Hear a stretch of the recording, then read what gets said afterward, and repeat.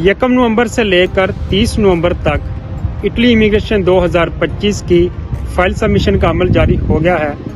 Italy government की तरफ से मिनिस्टर डेल इंटरनो की वेबसाइट के ऊपर तमाम नोटिस को जारी कर दिया गया है कि फाइल सबमिशन का अमल कैसे होगा, कौन कौन सी डेट को जो है वो आप अप्लाई कर सकते हैं, क्या इसके अंदर जो फेस्टिवल के डेज हैं यानी सैटरडे संडे वो भी इंक्लूड हैं, इसका टाइम टेबल क्या होगा और इसका मुकम्मल तरीकाकार क्या होगा, कैसे आप अपनी फ़ाइल को सबमिट कर सकते हैं। तो आज की इस वीडियो में इसके ऊपर डिटेल में बात करते हैं कि आपकी फ़ाइल सबमिशन कैसे होगी।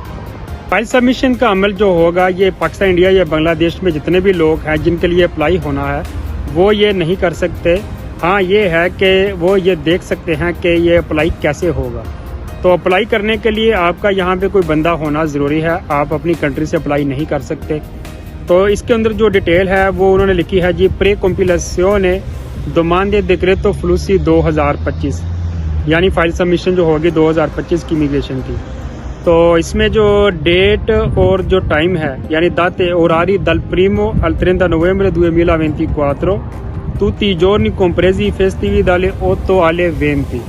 इसमें डेट और टाइम इनका 1 नवंबर से 30 नवंबर तक फाइल सबमिशन का अमल जारी रहेगा और इसका जो टाइम टेबल है मिनिस्टर डेल इंटरनो की वेबसाइट का वो सुबह 8 बजे से लेकर रात के 8 बजे तक यानी 12 घंटे हर दिन जो है वो फाइल सबमिशन का अमल जारी रहेगा। मिनिस्टर डेल इंटरनो की वेबसाइट जो है वो ओपन रहेगी। इसमें सैटरडे और संडे भी इंक्लूड है, यानी लीगली जो है वो सैटरडे संडे हर चीज़ को जो है वो ऑफ होता है, लेकिन मिनिस्टर डेल इंटरनो की जो वेबसाइट है वो सैटरडे संडे को भी जो है वो ओपन रहेगी।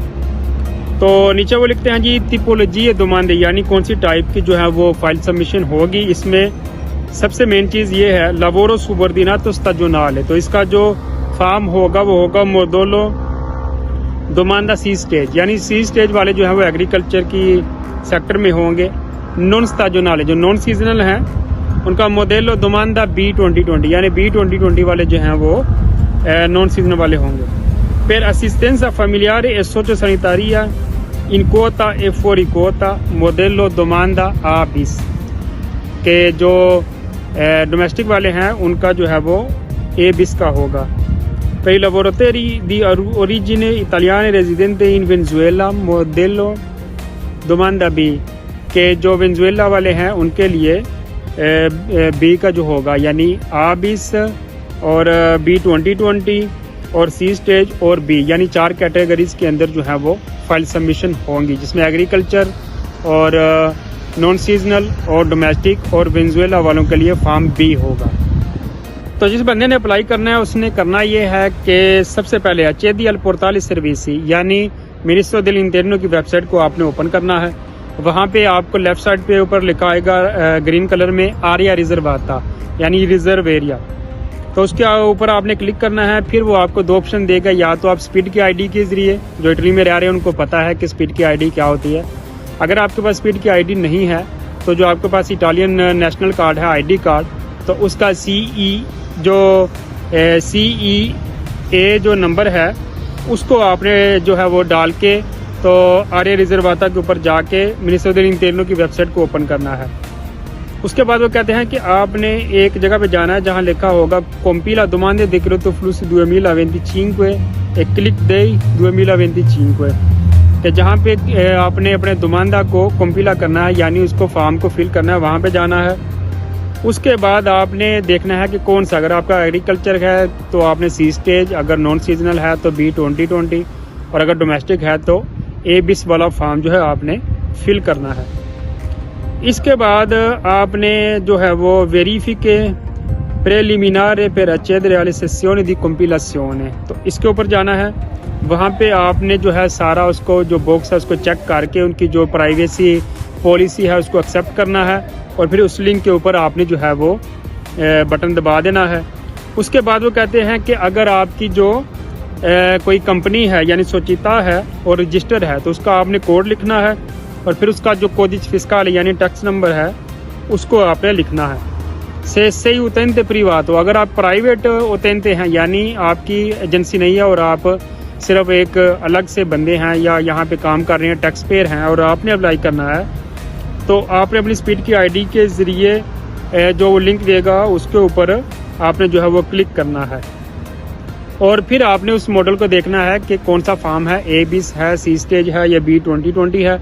तो उसके ऊपर जो डिटेल है उसको आपने सारा फिल करके, तो फिर वो कहते हैं सिलेक्शिona poi il pulsante verifica utenze e invia PEC। ये उर्दू में भी स्क्रीन के ऊपर मैं लगा दूंगा, आप देख लीजिएगा कि जो PEC है उसको आपने पहले वेरीफाई कर लेना है और फिर उसको आपने आगे सेंड कर देना है। फिर वो कहते हैं attendi che venga completata la verifica del corrispondenza tra il certificato del rappresentante legale e il CF della società, कि तब तक आपने वेट करना है जब तक आपको पूरा वेरीफाई ना हो जाए कि आपका जो फाइल सबमिशन का अमल था वो कंप्लीट हो गया है, उसमें कोई भी एरर है, यानी कोई भी उसके अंदर एरर नहीं आया। और जब ये सारा कंप्लीट हो जाएगा तो आपको एक नोटिफिकेशन जारी कर दिया जाएगा कि आपका जो है वो दोमांदा पॉजिटिव था और फाइल सबमिशन का अमल पूरा हो चुका है। और अगर आपका कोई एरर आ जाता है तो इससे मुराद ये है कि आपने सही से जो है वो डॉक्यूमेंटेशन का अमल नहीं किया, तो फिर आपको जो है दोबारा फाइल सबमिशन का अमल करना होगा।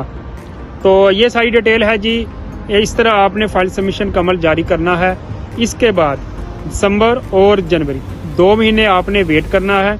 ये आप पैक जो है वो आपका आगे चला गया होगा, वो सारा वेरीफाई करेंगे, सब कुछ देखेंगे कि ये सब कुछ लीगल है। उसके बाद फरवरी के अंदर क्लिक डे होगा, 5, 7 और 12 फरवरी का क्लिक डे रखा गया है।